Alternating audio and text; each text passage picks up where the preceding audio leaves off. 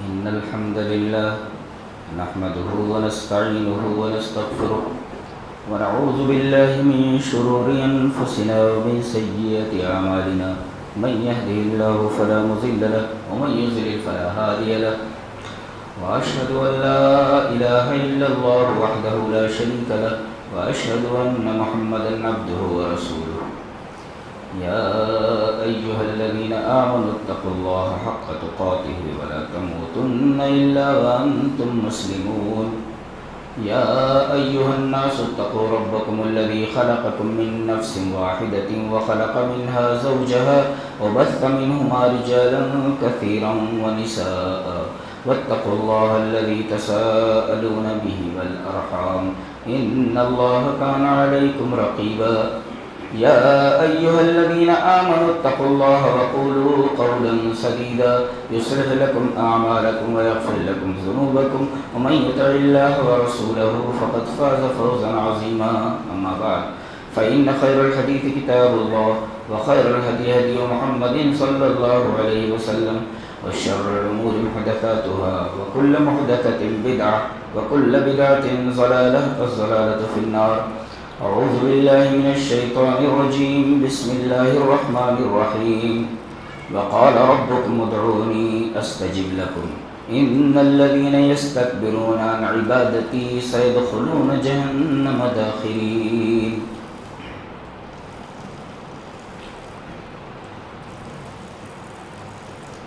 دنیا میں جتنی بھی مخلوقات ہیں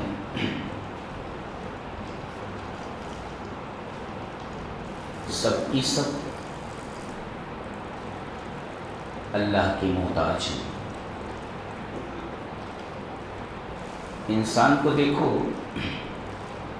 پیدائش میں بھی وہ دوسروں کا محتاج ہے، مر جاتا ہے تب بھی دوسروں کا محتاج ہے. کفن دینا پڑتا ہے، نہلانا پڑتا ہے، قبر میں دفن کرنا پڑتا ہے. خود ہی تو نہا نہیں لیتا، خود ہی تو کپڑے نہیں پہن لیتا، خود ہی تو قبر میں نہیں چلا جاتا. تو پیدائش میں بھی وہ محتاج ہے، موت میں بھی وہ محتاج ہے. اور پیدائش اور موت کے درمیان یہ جو وقفہ ہے، جو دورانیہ ہے، اس میں بھی وہ کسی نہ کسی کا محتاج رہتا ہی. کیا ایسا نہیں ہے؟ آدمی دکان کھول کر کے بیٹھا وہ گراہک کا محتاج ہے. کوئی ایسا انسان نہیں ہے یا کوئی بھی مخلوق ایسی نہیں ہے جو محتاج نہ ہو. عام انسان تو عام انسان، اولیاء اور انبیاء بھی اللہ کے محتاج ہوتے. اللہ نے فرمایا یا ایھا الناس وانتم الفقراء الی اللہ واللہ هو الغنی الحمید. اے دنیا کے تمام انسانوں، تم سب محتاج ہو اللہ کے، اور غنی تو اللہ ہی. سوال یہ پیدا ہوتا ہے کہ سارے انسان اگر محتاج ہیں تو پھر ایک انسان مانگے تو کس سے مانگے؟ سارے انسان محتاج ہیں تو ایک انسان دوسرے انسان سے کیا مانگے گا؟ ایک تہی دست تو کیا دیتا ہے؟ ایک آدمی کا ہاتھ خالی ہو تو وہ دوسرے کو کیا دے سکتا ہے؟ ارے وہ دے وہی سکتا ہے جس کے ہاتھ میں کچھ ہو.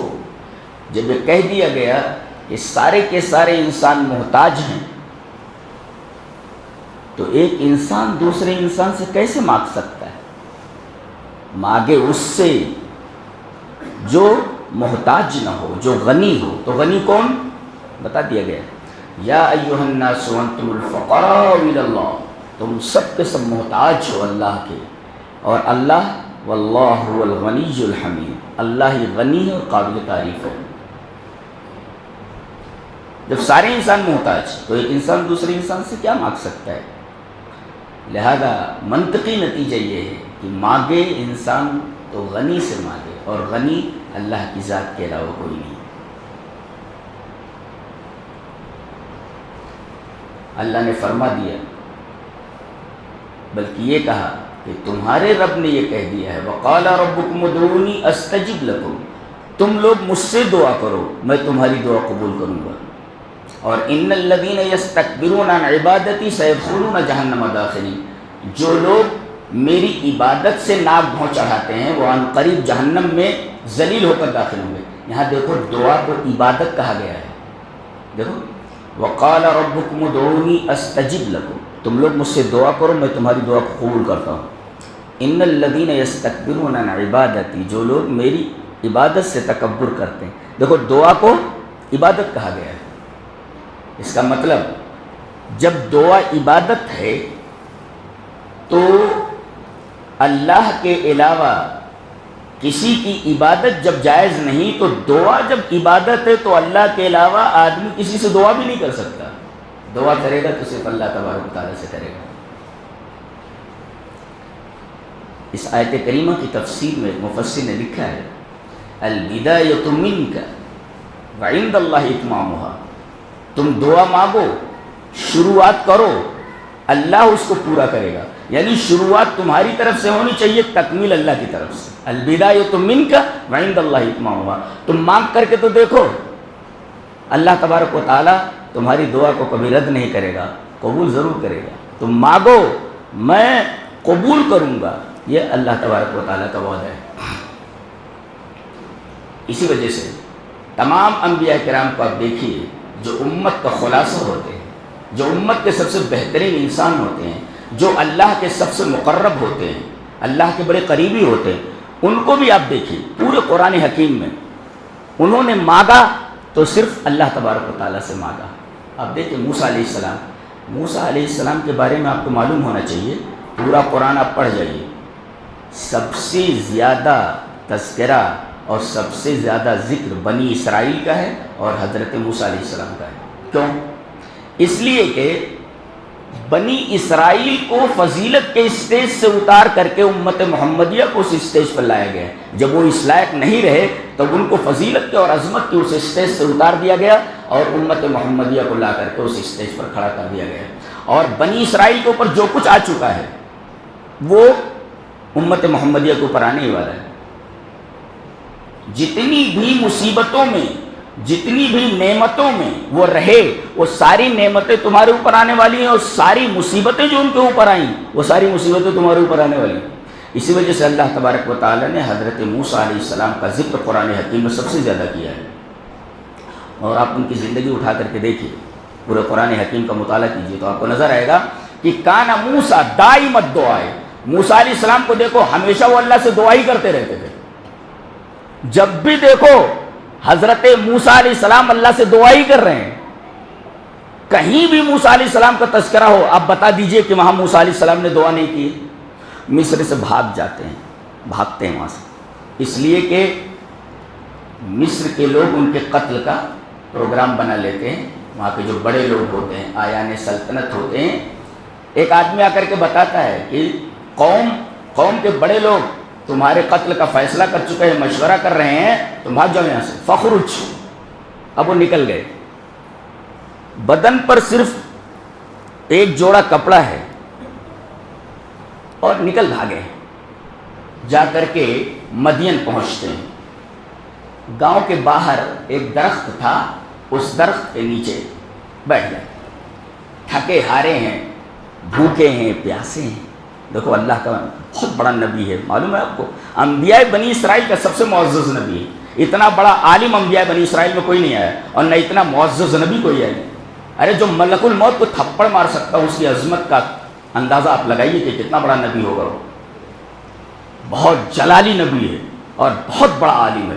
انبیاء بنی اسرائیل کا سب سے جلالی نبی اور انبیاء بنی اسرائیل کا سب سے ذی علم نبی حضرت موسیٰ علیہ السلام۔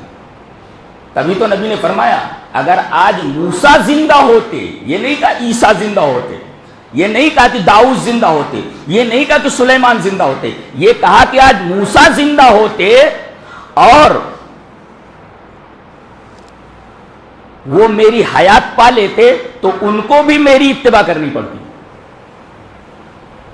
تو حضرت موسیٰ علیہ السلام انبیاء بنی اسرائیل کے سب سے معزز نبی ہیں اور سب سے بڑے نبی ہیں۔ دیکھیے ایک درخت کے نیچے بے بس بے یار و مددگار، کوئی آگے نہیں کوئی پیچھے نہیں، بھوکے ہیں پیاسے ہیں، کئی دنوں کے سفر سے یہاں پہنچے ہیں، درخت کے نیچے بیٹھے ہوئے ہیں۔ دیکھتے ہیں کہ وہ چرواہے آ رہے ہیں اور ایک کنواں ہے، اس سے پانی نکال کر کے اپنی بکریوں کو پلا کر کے چلے جاتے ہیں۔ دو لڑکیاں ایک طرف کھڑی ہوئی ہیں، ان کی بکریوں کو کوئی پانی پلانے والا نہیں، اس لیے کہ وہ کنویں کا جو ڈھکن ہے اٹھانے کے لیے کافی طاقت کی ضرورت پڑتی تھی، جس میں کئی چرواہے اپنی طاقت لگاتے تھے تب وہ ڈھکن کھلتا تھا۔ حضرت موسیٰ علیہ السلام کو اللہ تعالیٰ نے جو طاقت دے رکھی تھی، انہوں نے اکیلے اس ڈھکن کو اٹھایا اور لڑکیوں کی بکریوں کو پانی پلایا اور واپس اس درخت کے نیچے آ گئے۔ اللہ نے فرمایا فَسَقَى لَهُمَا ثُمَّ تَوَلَّى إِلَى الظِّلِّ فَقَالَ رَبِّ إِنِّي لِمَا أَنزَلْتَ إِلَيَّ مِنْ خَيْرٍ فَقِيرٌ۔ اللہ دل تڑپ اٹھتا اس دعا کو سن کر۔ کہتے ہیں کہ ان دونوں لڑکیوں کی بکریوں کو پانی پلایا انہوں نے، تَوَلَّى إِلَى الظِّلِّ، اور پھر وہ درخت کے سائے کے نیچے آ کر بیٹھ گئے، دعا کر رہے ہیں، کوئی آگے نہیں کوئی پیچھے نہیں ہے، بھوکے ہیں پیاسے ہیں۔ قال رب انی لما انزلت الی من خیر فقیر، اے اللہ جو تو نے خیر نازل فرمایا ہے میں اس کا محتاج ہوں، میں فقیر ہوں۔ حضرت موسیٰ علیہ السلام کہتے ہیں اے میرے رب میں تیرے خیر کا، تیری نعمتوں کا، تیرے فضل کا میں فقیر ہوں، میں محتاج ہوں۔ رب انی لما انزلت الی من خیر فقیر، لما انزلت الی، جو تو نے میرے اوپر نازل کیا۔ ایک مفسر لکھتا ہے کہ الخیرات کلھا تنزل من السماء، جتنی بھی بھلائیاں ہیں، جتنی بھی خیرات ہیں، جتنے بھی خیر ہیں وہ سب آسمان سے اترتے ہیں۔ لہذا جب ساری کی ساری خیرات، ساری کی ساری بھلائیاں، ساری کی ساری نعمتیں جب آسمان سے اترتی ہیں تو یہ بھلائیاں مانگنا کس سے، یہ نعمتیں مانگنا کس سے؟ اوپر والے سے نا۔ اسی وجہ سے آدمی کے ہاتھ جب آسمان کی طرف اٹھتے ہیں تو اللہ تبارک و تعالی ان ہاتھوں کو خالی واپس نہیں لوٹاتا۔ تمام کی تمام خیرات اور تمام کی تمام بھلائیاں، تمام کی تمام نعمتیں آسمان سے اترتی ہیں۔ تبھی تو موسیٰ نے کہا رب انی لما انزلت الی من خیر، اے اللہ جو تو نے خیر میری طرف نازل کیا میں اس کا محتاج ہوں۔ دعا قبول ہو گئی، دعا قبول ہو گئی۔ وہ لڑکی آئی اور کہا کہ چلیے ابا آپ کو بلا رہے ہیں۔ وہاں پہنچے تو نوکری بھی مل گئی، اور شعیب جو تھے، حضرت شعیب، ان کی بیٹیوں میں سے ایک بیٹی کی شادی بھی ان سے ہو گئی۔ اب دیکھیں دعا کی برکت یہ ہے کہ ایک بے یار و مددگار کو نوکری بھی مل گئی ہے، جینے کا سہارا بھی مل گیا ہے اور بیوی بھی مل گئی ہے۔ رب انی لما انزلت الی من خیر فقیر۔ تو آدمی اگر اللہ تبارک و تعالیٰ کا محتاج ہو اور اس کے سامنے اپنا دست سوال دراز کر دے تو اللہ تبارک و تعالیٰ اس کے ہاتھ کو کبھی خالی واپس نہیں لوٹاتا۔ ایک مفسر نے لکھا ہے کہ اس میں دعا کا ایک طریقہ بتایا گیا ہے کہ اگر آپ کو اپنی دعا اللہ سے قبول کروانی ہے تو ایک کام کیجئے، اظہار الافتقار الی اللہ، اللہ کے سامنے آپ بالکل فقیر بن جائیے، اللہ کے سامنے آپ بالکل محتاج بن جائیے اور اپنی محتاجی کا اظہار کیجئے۔ میرے رب میں محتاج ہوں، میرے رب میں تیرا فقیر ہوں۔ اور اللہ کے سامنے جو جتنا محتاج بنتا ہے، جو جتنا بڑا فقیر بنتا ہے اللہ کے سامنے، اللہ تبارک و تعالیٰ اس کے اوپر اتنا ہی کرم فرماتا ہے، اتنا ہی اسے اپنے فضل سے نوازتا ہے۔ تو موسیٰ علیہ السلام سب سے زیادہ دعا کرنے والے، اور قرآن حکیم میں سب سے زیادہ دعائیں انہی کی ہیں اور سب سے زیادہ ذکر انہی ہے۔ حضرت یونس علیہ السلام کے بارے میں آپ دیکھیے، وہ بستی چھوڑ کر نکل بھاگے، اور یہ قاعدہ ہے کہ جب تک اللہ اجازت نہ دے تو جس بستی میں نبی بھیجا جاتا ہے وہاں سے اسے نکلنے کی اجازت نہیں ہوتی۔ یہ غصے میں نکل بھاگے۔ اللہ نے فرمایا وَظَنُّونِ إِذْ ذَهَبَ مُغَاضِبًا فَظَنَّ أَن لَّن نَّقْدِرَ عَلَيْهِ فَنَادَىٰ فِي الظُّلُمَاتِ أَن لَّا إِلَٰهَ إِلَّا أَنتَ سُبْحَانَكَ إِنِّي كُنتُ مِنَ الظَّالِمِينَ۔ یہ مچھلی والا وَظَنُّونَ إِذْ ذَهَبَ مُغَاضِبًا، جب خفا ہو کر کے بھاگے بستی سے، اور انہوں نے یہ گمان کر لیا تھا کہ ہم ان پر تنگی نہیں کریں گے، اللہ نقدر علیہ، تو ہم نے ان کو مچھلی کے پیٹ میں بھیج دیا۔ دیکھو کتنی بڑی مصیبت میں گرفتار ہو گئے ہیں۔ آج آدمی کو کوئی تکلیف ہوتی ہے تو کوئی آستہ نہیں چھوڑتا۔ ایک صاحب نے بتایا کہ میں پیدل اجمیر گیا تھا، پیدل چلے گئے تھے، 1 مہینے میں پہنچے، 1 مہینے میں واپس ہوئے۔ تو ایک آدمی اپنی حاجت لے کر کے کن کن آستانوں کے اوپر جاتا ہے، ہاں جانے کی کیا ضرورت ہے؟ رب نے تو فرما دیا میں قریب ہوں، تو دور جانے کی کیا ضرورت ہے؟ وَإِذَا سَأَلَكَ عِبَادِي عَنِّي فَإِنِّي قَرِيبٌ، اے میرے حبیب اگر میرے بندے تجھ سے میرے بارے میں پوچھیں تو بتا دے، انی قریب، میں بہت قریب ہوں۔ تو جب قریب ہے، شہرک سے بھی زیادہ قریب، تو پھر قریب کو چھوڑ کر کے بعید کے آستانوں پر جانے کی کیا ضرورت ہے؟ وَإِذَا سَأَلَكَ عِبَادِي عَنِّي فَإِنِّي قَرِيبٌ۔ تو اب یہ بھاگے اور اللہ تبارک و تعالیٰ نے ان کو ایک بہت بڑی مصیبت میں مبتلا کر دیا، مچھلی کے پیٹ میں پہنچ گئے۔ ایک مفسر لکھتا ہے کہ 3 تاریکیاں ہیں۔ ایک تو ظلمت الحوت، مچھلی کے پیٹ کی تاریکی، بالکل۔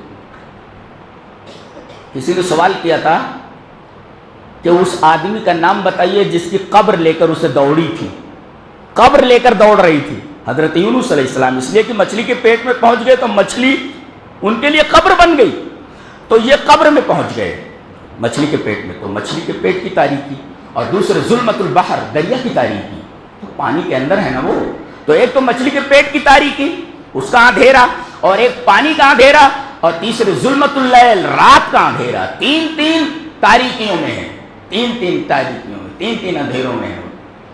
اور اللہ تبارک تعالیٰ یہ فرماتا ہے کہ یہ 3 تاریکیوں کے اندر ہے، اور میں تو پیدا بھی تم کو 3 تاریکیوں کے اندر کرتا ہوں، 3 اندھیروں میں۔ یخلقکم فی بطون امہاتکم خلقا من بعد خلق فی ظلمات 3، میں تم کو تمہاری ماؤں کے پیٹوں میں ایک بناوٹ کے بعد ایک بناوٹ میں منتقل کرتا ہوں، میں تمہاری تخلیق کرتا ہوں 3 تاریکیوں کے اندر، فی ظلمات 3۔ ایک تو رحم کی تاریکی، جو بچے دانی ہوتی ہے جس کے اندر بچہ لپٹا ہوا ہوتا ہے، ایک تاریکی تو وہ ہوتی ہے، اور دوسرے وہ کھیڑی جس کو بولتے ہیں، جس کو عربی میں مشیمہ بولتے ہیں اور انگلش میں پلیسنٹا بولتے ہیں۔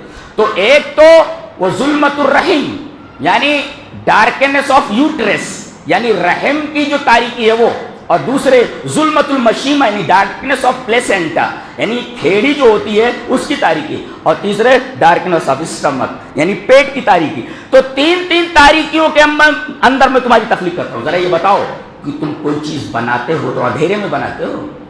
ارے بنانے کے لیے وہ چیز دکھنی چاہیے، دکھائی دینی چاہیے۔ تم تاریکی کے اندر کوئی چیز نہیں بنا سکتے، تم روشنی کے محتاج ہو۔ تمہیں کوئی چھوٹی سی بھی چیز بنانی ہو تو تمہیں روشنی چاہیے، تم محتاج ہو روشنی کے، لیکن میں روشنی کا بھی محتاج نہیں، میں تم جیسی چیز بناتا ہوں۔ اللہ اکبر۔ بہتا ہوا پانی ہے، اس کے اوپر میں پینٹنگ کرتا ہوں۔ بہتے ہوئے پانی کے اوپر کوئی دنیا کا پینٹر پینٹنگ کر کے بتائے؟ اللہ فرماتا ہے میں اس بہتے ہوئے پانی کے اوپر پینٹنگ کرتا ہوں۔ اور فتبارک اللہ احسن الخالقین، اللہ تبارک و تعالیٰ کتنا بابرکت ہے، جو سب سے بہترین خالق ہے، شاندار خالق ہے۔ وہ دہد نطفہ را صورت چوکر، نطفہ کو پری جیسی صورت دے دیتا ہے، کیسی تخلیق کرتا ہے وہ، اور وہ تخلیق کرتا ہے تو روشنی کا محتاج نہیں ہوتا۔ ایک تاریکی کے اندر آدمی کوئی چیز نہیں بنا سکتا، 3 اندھیروں کے اندر وہ انسان جیسی تخلیق کرتا ہے۔ اللہ یخلقکم فی بطون امہاتکم خلقا من بعد خلق فی ظلمات 3۔ تو حضرت یونس علیہ السلام 3 اندھیروں میں پہنچ گئے، اور اللہ تبارک و تعالیٰ 3 اندھیروں کے اندر تم کو بناتا ہے، اور 3 چیزوں کے ذریعے انہوں نے دعا کی۔ کیا؟ وَظَنُّونِ إِذْ ذَهَبَ مُغَاضِبًا فَظَنَّ أَن لَّن نَّقْدِرَ عَلَيْهِ فَنَادَىٰ فِي الظُّلُمَاتِ أَن لَّا إِلَٰهَ إِلَّا أَنتَ سُبْحَانَكَ إِنِّي كُنتُ مِنَ الظَّالِمِينَ۔ 3 تاریکیوں میں 3 چیزوں کا حوالہ دے رہے ہیں۔ ایک تو توحید، لا الہ الا انت، پہلی چیز سبحانک، تسبیح، اور تیسرے اعتراف بالذنب، گناہ کا اعتراف، میرے رب مجھ سے غلطی ہو گئی ہے۔ گویا آدمی جب دعا کرے تو توحید کو پہلے لائے، پھر اللہ کی تسبیح ہو، پھر اس کے بعد یہ کہے کہ اللہ مجھ سے غلطی ہو گئی ہے، میرے رب میں گنہگار ہوں، مجھ سے یہ گناہ ہو گیا ہے، میں اپنے گناہ کا اعتراف کرتا ہوں۔ اللہ تو تین تاریکیوں میں ہیں، اور اللہ تین تاریکیوں کے اندر انسان کی تخلیق کرتا ہے، اور حضرت یونس علیہ السلام کو اس مصیبت سے نکلنا ہے، ان تین تاریکیوں سے نکلنا ہے، تو تین چیزوں کا اعتراف کیا انہوں نے، لا الہ الا انت توحید کا اعتراف، سبحانک تسبیح کا اعتراف، اور انی کنت من الظالمین اپنے گناہ کا اعتراف۔ اللہ تبارک و تعالی نے کہا فاستجبنا لہ، ہم نے ان کی دعا کو قبول کیا اور ان کو غم سے نجات دے دیا، ونجیناہ من الغم، ہم نے ان کو غم سے نجات دے دیا۔ لہذا اگر کسی آدمی کو کوئی غم لاحق ہو جائے تو اسے چاہیے کہ وہ حضرت یونس علیہ السلام کی دعا کو اپنے سامنے رکھے، لا الہ الا انت۔ ہم لوگ دعائیں کرتے ہیں لیکن سمجھتے نہیں ہم دعا کیا کر رہے ہیں۔ ارے کسی سے کوئی آدمی مانگتا ہے تو سمجھنا چاہیے نا کہ میں مانگ کیا رہا ہوں۔ ہم کو تو مانگنا ہی نہیں آتا ہے، بس کچھ دعائیں ہیں وہ پڑھتے رہتے، ایک روٹین ہے۔ ارے سمجھو کہ مانگنے والے کو خود پتہ نہیں میں کیا مانگ رہا ہوں، تو کم سے کم جو چیز آپ مانگ رہے ہیں اس کو تو سمجھنا چاہیے نا کہ ہم مانگ کیا رہے ہیں۔ تو مانگنے کا سلیقہ ہے نہیں، کہتے دعا قبول نہیں ہو رہی۔ تو دعا قبول کیوں نہیں ہو رہی ہے بھائی؟ دعا کے آداب کو آپ نے ملحوظ نہیں رکھا ہے۔ دیکھو یہاں دعا کے آداب کو ملحوظ رکھا گیا، توحید، تسبیح، اقرار بالذنب، دعا قبول ہو گئی۔ اور اللہ تبارک و تعالیٰ نے مچھلی کو حکم دیا کہ ان کو ساحل کے اوپر اگل دے، جا کر کے مچھلی میں اگل دے۔ یہ حضرت یونس علیہ السلام ہے۔ آدمی بوڑھا ہو جائے، عورت بوڑھی ہو جائے، اور بوڑھی ہونے کے بعد بانجھ بھی ہو، عورت بانجھ بھی ہو اور بوڑھی بھی ہو گئی ہو، اور جوانی کا موسم گزر چکا ہو، بچہ پیدا ہونے کا سوال ہی پیدا نہیں ہوتا، لیکن حضرت زکریہ علیہ السلام نے حضرت مریم کا ایک واقعہ دیکھا کہ اس وقت اطراف میں اس طریقے کی کوئی پھل موجود نہیں ہو، موسم ہی اس پھل کا نہیں ہو، لیکن دیکھا کہ مریم کے کمرے میں بغیر موسم کے پھل رکھے ہوئے۔ پوچھا بھی انہوں نے، بیٹی یہ پھل کہاں سے آئے؟ اس میں مفسرین نے نقطہ بیان کیا ہے کہ بیٹی کے ہاتھ میں اگر آپ موبائل دیکھیں، بیٹی کے ہاتھ میں ایسی کوئی چیز دیکھیں جسے آپ نے نہیں دیا ہے، تو آپ کو پوچھنا چاہیے کہ بیٹی تیرے ہاتھ میں یہ چیز کہاں سے آئی؟ جی حضرت زکریا نے دیکھا کہ بغیر موسم کے پھل ان کے کمرے میں، لڑکی کہیں جاتی نہیں ہے، پھل آئے کہاں سے؟ تو حضرت زکریا نے پوچھا۔ لہذا گارجینس کو چاہیے کہ وہ بیٹی کے پاس کوئی ایسی چیز دیکھیں جس چیز کو انہوں نے نہیں دیا ہوا تو وہ پوچھیں کہاں سے آئے۔ انہوں نے بتایا یہ اللہ کی طرف سے۔ کہتے ہنالک دعا زکریا ربہ، اسی جگہ پہ حضرت زکریا نے دعا کی، کیا؟ رب ہب لی من لدنک ذریۃ طیبۃ انک سمیع الدعاء، میرے رب مجھے بچہ چاہیے، وہ بھی نیک بچہ چاہیے، نیک اولاد چاہیے۔ دعا قبول ہو گئی۔ دیکھیں عورت بانجھ ہے، خود بوڑھے ہیں، عورت بھی بوڑھی ہو چکی ہے، جوانی کا موسم گزر چکا ہے، بچہ پیدا ہونے کا سوال ہی پیدا نہیں ہوتا، لیکن اللہ تبارک تعالیٰ نے ان کی دعا کو قبول فرمایا۔ اور اللہ نے فرمایا کہ دعا ان کی کیا ہے؟ وَزَكَرِيَّا إِذْ نَادَىٰ رَبَّهُ رَبِّ لَا تَذَرْنِي فَرْدًا وَأَنتَ خَيْرُ الْوَارِثِينَ فَاسْتَجَبْنَا لَهُ وَوَهَبْنَا لَهُ يَحْيَىٰ اللہ اکبر وَأَصْلَحْنَا لَهُ زَوْجَهُ، کہ انہوں نے دعا کی کہ اے میرے رب مجھے تنہا مت چھوڑنا، بہترین وارث چاہیے مجھے۔ بڑھاپے کے عالم میں بھی اللہ تبارک و تعالیٰ نے انہیں یحییٰ جیسی اولاد عطا فرمائی، وَوَهَبْنَا لَهُ یحییٰ۔ دعا جو ہے یہ بہت اہم چیز ہے، بہت، یہ تقدیر کو ٹال دیتی ہے۔ کوئی چیز فیصلہ کر لے اللہ تبارک و تعالیٰ کسی چیز کا، وہ فیصلہ بھی ٹل جاتا ہے اگر آدمی دعا کرے تو۔ دلیل دیکھیں، دلیل حدیث وعن سلمان الفارسی رضی اللہ تعالیٰ عنہ قال قال رسول اللہ صلی اللہ علیہ وسلم لا يرد القضاء الا الدعاء ولا يزيد في العمر الا البر، رواہ الترمذی فی کتاب القدر۔ حضرت امام ترمذی اس حدیث کو کتاب التقدیر کے اندر لائے ہیں۔ حضرت سلمان فارسی فرماتے ہیں کہ رسول اللہ صلی اللہ علیہ وسلم نے ارشاد فرمایا اللہ کے فیصلے کو، تقدیر کو کوئی چیز نہیں بدل سکتی سوائے دعا کے، یعنی دعا تقدیر بدل دیتی ہے۔ ولا يزيد في العمر الا البر، اور عمر میں اگر اضافہ کر سکتی ہے کوئی چیز تو وہ نیکی ہے۔ لہذا اگر آدمی کو چاہیے کہ وہ اللہ کے فیصلے کو بدلوا دے تو اسے چاہیے کہ دعا کو لازم پکڑے، اور اگر عمر میں برکت چاہیے، عمر کے اندر اضافہ چاہیے، تو اسے ہر قدم پر نیکی کرتے رہنا چاہیے، ہر قدم پر اسے نیکی کرنا چاہیے، اس لیے کہ نیکی کرنے سے عمر میں اضافہ ہوتا ہے۔ عجیب بات ہے کہ مخلوق سے مانگو تو مخلوق غصے میں آ جاتی ہے، اور رب سے نہ مانگو تو رب غصے میں آ جاتا ہے۔ اللہ، مخلوق سے اگر مانگو تو کچھ پیسے ہم کو چاہیے تو پہلے ناک بھون چڑھائے گا، غصے میں آ جاتا ہو، 1 2 دفعہ 3 دفعہ مانگے نا تو غصے میں آ جاتا، پہلی دفعہ دے دے گا، دوسری مرتبہ ناک بھون چڑھائے گا، پیٹ پھیر لے گا، اور تیسری چوتھی مرتبہ تو آپ کو مارنے کے اوپر آ جائے گا، گالیاں دینے پر آ جائے گا، بار بار چلے جاتے ہو، بار بار چلے جاتے ہو۔ تو مخلوق سے مانگو تو مخلوق غصے میں آ جاتی ہے، لیکن خالق سے اگر نہ مانگو تو خالق غصے میں آ جاتا ہے۔ دلیل یہ حدیث پاک، اللہ کے رسول صلی اللہ علیہ وسلم کے مشہور حدیث ہے، ابی ہریرہ رضی اللہ تعالیٰ عنہ قال قال رسول اللہ صلی اللہ علیہ وسلم انه من لم يسأل الله يغضب عليه، رواه الترمذی فی ابواب الدعوات۔ حضرت امام ترمذی اس کو ابواب الدعوات کے اندر لائے کہ جو اللہ سے سوال نہیں کرتا، اللہ سے مانگتا نہیں، اللہ اس کے اوپر غصہ ہو جاتا ہے۔ مخلوق سے مانگو تو مخلوق غصے میں آ جاتی ہے، رب سے نہ مانگو تو رب غصے میں آ جاتا ہے۔ یہاں مانگنے سے غصے میں آ جاتا ہے، یہاں نہ مانگنے سے غصے میں آ جاتا ہے۔ یہ خالق اور مخلوق کے درمیان فرق ہے، لہذا برابر اللہ تبارک و تعالیٰ سے مانگتے رہو۔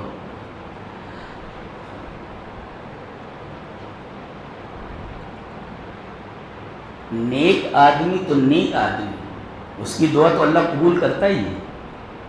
اگر کوئی کافر بھی، فاجر بھی، گنہگار بھی اللہ تبارک و تعالیٰ سے دعا مانگے تو اللہ تبارک و تعالیٰ اس کی دعا کو رد نہیں کرتا۔ مسند ابو داؤد الطیالسی کی روایت ہے کہ نبی کریم صلی اللہ علیہ وسلم نے ارشاد فرمایا کہ اللہ تبارک و تعالیٰ بندے کی دعا کو قبول کرتا ہے، وَإِن كَانَ فَاجِرًا، اگر جو فاسق فاجر کیوں نہ ہو، فَفُجُورُ عَلَى نَفْسِهِ، اس کا فجور اس کے اوپر ہے، لیکن اگر فاجر بھی ہے تو اللہ تبارک و تعالیٰ اس کی دعا کو قبول کرتا ہے۔ نیک آدمی کی دعا کو تو قبول کرتا ہی ہے، اگر کوئی فاسق اور فاجر اور گنہگار بھی ہو، گناہوں میں ڈوبا ہوا ہو، اللہ تبارک و تعالیٰ اس کی بھی دعا کو سنتا ہے۔ اور فاسق اور فاجر مسلمان تو چھوڑو، کوئی کافر بھی دعا کرے تو اللہ تبارک و تعالیٰ کافر کی بھی دعا کو قبول کرتا ہے، اگر اس کے اندر اخلاص ہو۔ اللہ تبارک تعالیٰ کافر کی دعا کو بھی نہیں ٹالتا ہے۔ آپ کو معلوم ہے، آپ پڑھتے رہتے قرآن حکیم کو، کہ دریا میں کشتی چل رہی ہے اور اچانک طوفان آ جاتا ہے، کشتی ڈاواڈول ہونے لگتی ہے، آپ ڈوبی بھی تب ڈوبی تو دعوا اللہ مخلصین لہ الدین، یہ کشتی پر جتنے بیٹھے ہوئے لوگ ہیں سب کے سب کافر ہیں، یہ سب دعا کرتے ہیں خالص اللہ سے، اللہ تبارک و تعالیٰ ان کو اس طوفان سے نجات دے دیتا ہے۔ تو کافر کی دعا بھی اگر اخلاص کے ساتھ ہو تو اللہ تبارک و تعالیٰ اس کی دعا کو قبول کر لیتا ہے۔ تو حضرت زکریا کی دعا کو آپ نے دیکھا، اور ایک عجیب بات، حضرت نوح علیہ السلام 950 برس تک وہ دعوت دیتے رہے، لوگوں کو اللہ کی توحید کی طرف بلاتے رہے، لیکن بس چند لوگ 950 سال میں، آج 18 پیڑھیاں گزر جائیں اور چند آدمی ایمان لائے، فما آمن معہ الا قلیل، تھوڑے سے لوگ ان کے اوپر ایمان لائے، تنگ آ گئے، انہوں نے دعا کی، دعا دیکھو کتنی مختصر ہے، فدعا ربہ انی مغلوب فانتصر، دعا کتنی مختصر ہے، میرا خیال ہے کہ 2 لفظ ہیں، انی مغلوب، میں بے بس ہوں میرے رب، میں بے بس ہو گیا، فانتصر، میری مدد فرما۔ دعا کتنی مختصر ہے، اس کا مطلب یہ ہے کہ زیادہ لمبی چوڑی دعا میں نہیں مانگنی چاہیے، بلکہ دعا مختصر ہو، جامع ہو۔ دیکھیے کتنی چھوٹی سی دعا ہے، 950 سال کے بعد ان کو کتنی لمبی دعا کرنی چاہیے؟ بھائی 950 سال تک قوم نہیں مانی، ان کو کتنی لمبی دعا کرنی چاہیے؟ بہت لمبی چوڑی دعا کرنی چاہیے؟ نہیں، بڑی مختصر، 2 لفظ ہیں، مغلوب فانتصر، میرے رب میں بے بس ہو گیا ہوں، مغلوب اس بے بس، ڈیفیٹڈ، میں بے بس ہو گیا ہوں، فانتصر، تو میری مدد فرما۔ ایک مفسر لکھتا ہے کہ دعا اتنی مختصر تھی، 2 لفظوں کی دعا تھی، لیکن اللہ تبارک و تعالیٰ نے اس دعا کی وجہ سے کائنات کا نظام بدل دیا، غیر معالم الکون، اللہ تبارک و تعالیٰ نے کائنات کی نشانیاں بدل دی۔ کیسے؟ آسمان سے بارش، بتایا گیا کہ ہم نے آسمان سے بارش برسائی، بماء منہمر، تو اوپر سے تو بارش آئی، وفجرنا الارض عیونا، اور زمین سے چشمے ابل پڑے۔ دیکھو چشموں سے فائدہ پہنچتا ہے، آسمان سے بارش ہوتی تو فائدہ پہنچتا ہے، لیکن اللہ تبارک و تعالیٰ نے ان 2 فائدہ پہنچانے والی چیز، چشمے فائدہ دیتے، آسمان سے آنے والی بارش فائدہ پہنچاتی ہے، لیکن ان 2 چیزوں کو جو زبردست فائدہ مند ہے، اللہ تبارک و تعالیٰ نے ان دونوں چیزوں کو ان کے لیے مصیبت بنا دیا، بلکہ ان کے لیے عذاب بنا دیا۔ یہ پانی بڑھتا گیا اور پوری قوم عذاب کی لپیٹ میں گئے، سارے ڈوب کر مر گئے، سارے ڈوب کر مر گئے۔ دعا کتنی مختصر ہے، لیکن اللہ تبارک و تعالیٰ نے کائنات کے معالم، کائنات کی نشانیاں بدل دی۔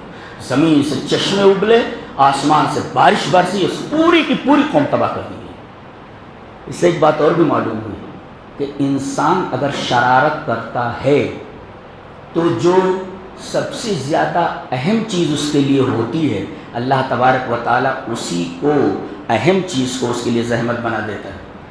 پانی انسان کے لیے کتنا اہم ہے، اگر نہ ملے کچھ دیر تک تو آدمی مر جائے گا، لیکن اسی پانی کو قوم نوح کے لیے عذاب بنا دیا گیا، ڈوب ڈوب کر کے مر گئے۔ سیلاب آتا کتنے لوگ مر جاتے ہیں، کبھی کبھی تو پانی کو ترستے ہیں، کھیتیاں سوکھ جاتی ہیں، زمینیں تڑپ جاتی ہیں، لوگ بارش کی تلاش میں اور بارش کی امید میں آسمان کی طرف دیکھتے رہتے ہیں، لیکن کبھی کبھی برسنے والی بارش عذاب بنا دی جاتی ہے۔ آکسیجن اللہ تبارک تعالیٰ فری میں دیتا ہے، ہر جگہ موجود ہے، یہاں بھی موجود ہے، جہاں بھی آپ جائیں اللہ تبارک و تعالیٰ نے یہ قیمتی چیز ہر جگہ رکھ دی ہے، لیکن انسان جب شرارت کرتا ہے تو اللہ تبارک و تعالیٰ اسی آکسیجن کو اس کے لیے مصیبت بنا دیتا ہے، آکسیجن نہیں پہنچتی اور مر جاتا ہے۔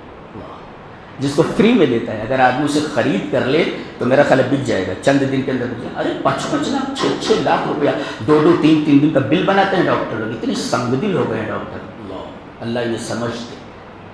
تو یہ حال ہے، تو جتنی زیادہ اہم چیز ہوتی ہے اللہ تبارک و تعالیٰ اتنی بڑی مصیبت بنا دیتا ہے۔ یہ ہوا کتنی اہم ہے کہ آدمی کو نہ ملے تو مر جائے، لیکن اللہ تبارک و تعالیٰ نے قوم عاد کے لیے اسی ہوا کو عذاب بنا دیا، 7 رات اور 8 دن تک مسلسل چلتی رہی، 7 لیال و 8 ایام۔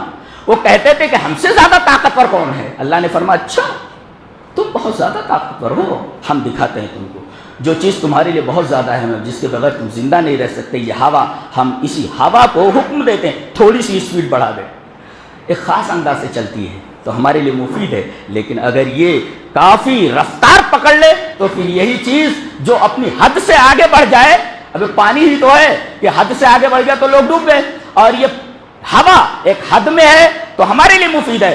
اللہ یہی کہتا ہے حد سے آگے بڑھ جا، ہم تجھے آرڈر دیتے ہیں، اللہ کے آرڈر کی محتاج ہے دنیا کی ہر شے۔ پانی بڑھ گیا پوری قوم تباہ ہو گئی، ہوا کی اسپیڈ بڑھ گئی پوری قوم تباہ ہو گئی۔ کہتے ہیں کہ کھجوروں کی طرح لمبے چوڑے، اب جب ان کو تباہ کیا گیا تو ایسا لگتا تھا جیسے کھجور کے ڈھے ہوئے درخت زمین کے اوپر پڑے ہوئے، اتنی طاقتور قوم کو ہوا کے ذریعے تباہ و برباد کر دیا گیا۔ تو دعا کو لازم پکڑا جائے، اور جب بھی کوئی دعا کرے تو ایک بات کا خاص خیال رکھے، دعا کر چکے تو دعا کرنے کے بعد یہ ضرور کہے اے میرے رب میری دعا کو قبول فرما، یہ ضرور ہے۔ ربنا وتقبل دعا، یہ حضرت ابراہیم علیہ السلام کہہ رہے ربنا وتقبل دعا، اے میرے رب میری دعا کو قبول فرما۔ دعا کر لیں، دعا کرنے کے بعد یہ ضرور کہیں میرے رب میری دعا کو قبول فرما۔ حضرت ابراہیم علیہ السلام کی دعا، ان کی بھی دعائیں بہت زیادہ ہیں، بہت زیادہ دعائیں ہیں۔ وَإِذْ يَرْفَعُ إِبْرَاهِيمُ الْقَوَاعِدَ مِنَ الْبَيْتِ وَإِسْمَاعِيلُ رَبَّنَا تَقَبَّلْ مِنَّا إِنَّكَ أَنْتَ السَّمِيعُ الْعَلِيمُ۔ کعبہ کی دیواریں اٹھا رہے ہیں بیٹے اور باپ مل کر کے، اور یہ دعا بھی کر رہے ہیں ربنا تقبل منا۔ لہذا دعا جب کریں صرف اللہ سے کریں اور دعا کے آداب کو ملحوظ رکھیں، اور جب دعا کر چکے تو یہ ضرور کہیں کہ اے اللہ میری اس دعا کو قبول فرما۔ وآخر دعوانا الحمد للہ رب العالمین۔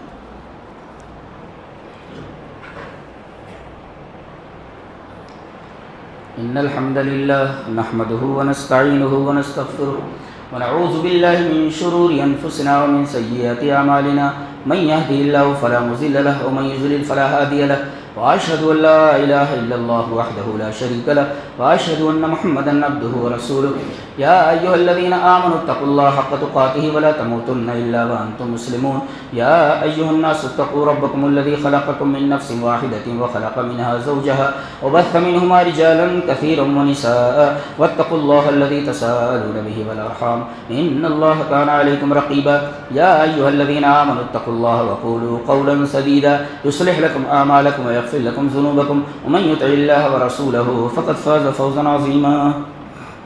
الله أكبر الله أكبر أشهد أن لا إله إلا الله أشهد أن محمدا رسول الله حي على الصلاة حي على الفلاح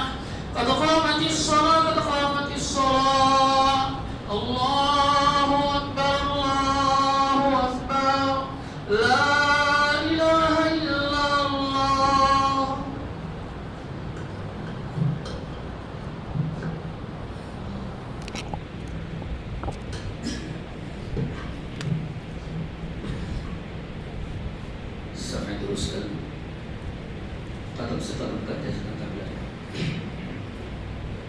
اللہ اکبر.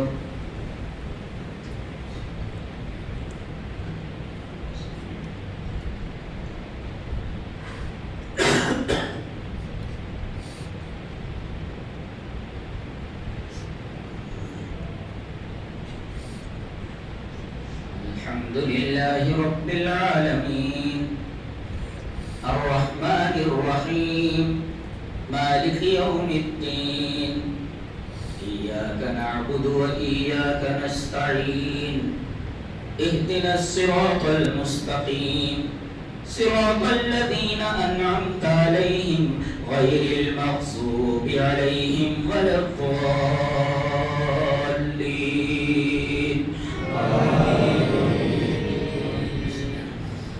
والنجم إذا هوى ما ضل صاحبكم وما غوى وما ينطق عن الهوى إن هو إلا وحي يوحى علمه شديد القوى ذو مرة فاستوى وهو بالأفق الأعلى ثم دنا فتدلى فكان قاب قوسين أو أدنى فأوحى إلى عبده ما أوحى ما كذب الفؤاد ما رأى أفتمارونه على ما يرى ولقد رآه نزلة أخرى عند سدرة المنتهى عندها جنة المأوى إذ يغشى السدرة ما يغشى ما زاغ البصر وما طغى لقد رأى من آيات ربه الكبرى أفرأيتم اللات والعزى ومناة الثالثة الأخرى ألكم الذكر وله الأنثى تلك إذا قسمة ضيزى إن هي إلا أسماء سميتموها أنتم وآباؤكم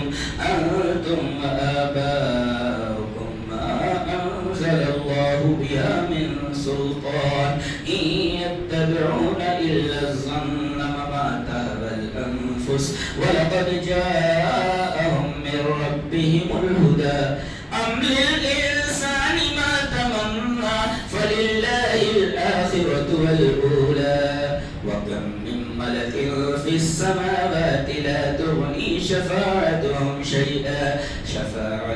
شيئا إلا من بعد أن يأذن الله لمن يشاء ويرضى إن الذين لا يؤمنون بالآخرة ليسمون الملائكة تسمية الأنثى.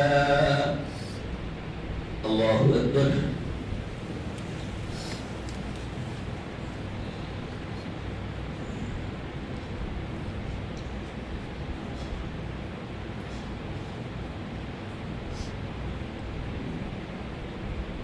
الله لمن حمده. الله أكبر.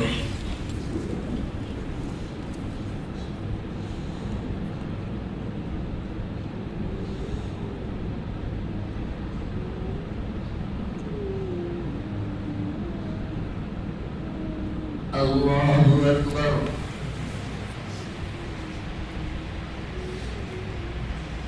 الله أكبر.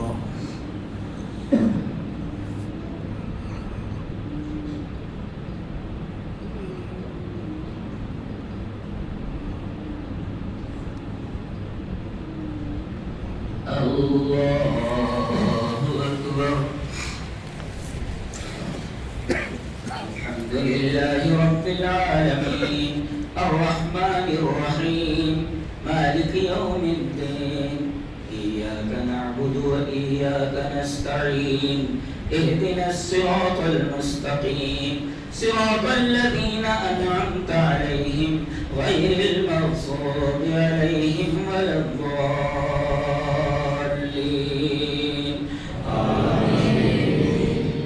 والمرسلات عرفا فالعاصفات عصفا والناشرات نشرا فالفارقات فرقا فالملقيات ذكرا عذرا أو نذرا إنما توعدون لواقع فإذا النجوم طمست وإذا السماء فرجت وإذا الجبال نصفت وإذا الرسل أقتت لأي يوم أجلت ليوم الفصل وما أدراك ما يوم الفصل ويل يومئذ للمكذبين ألم نهلك الأولين ثم نتبعهم الآخرين كذلك نفعل بالمجرمين ويل يومئذ للمكذبين ألم نخلقكم من ماء مهين فجعلناه في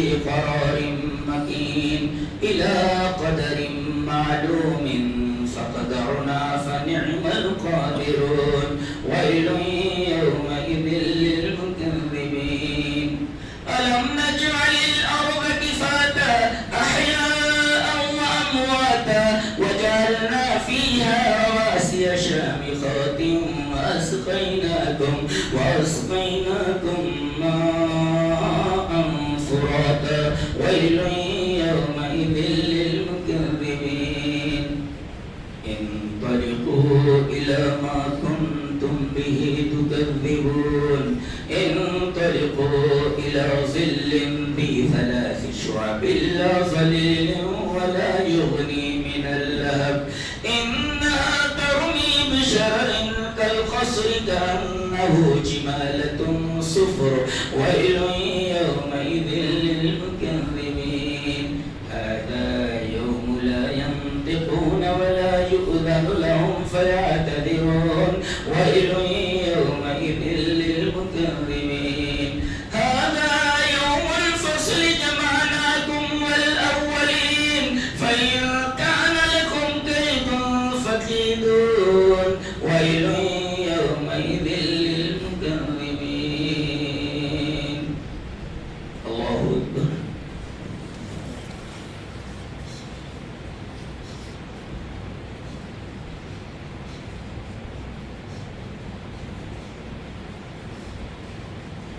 سمع الله لمن حمده الله أكبر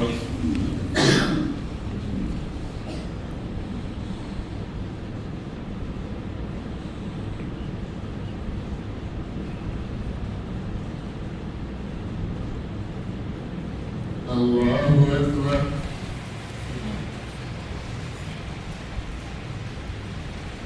الله أكبر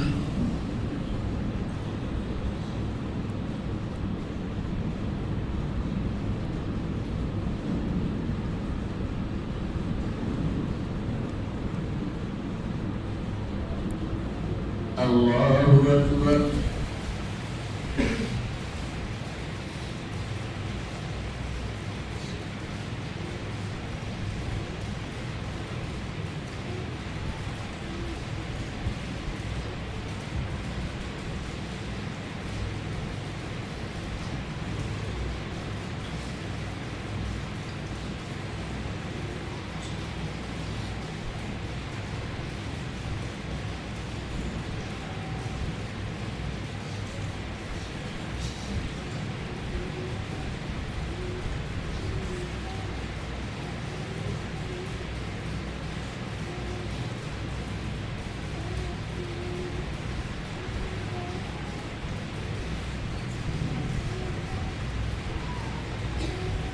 السلام عليكم ورحمة الله السلام عليكم ورحمة الله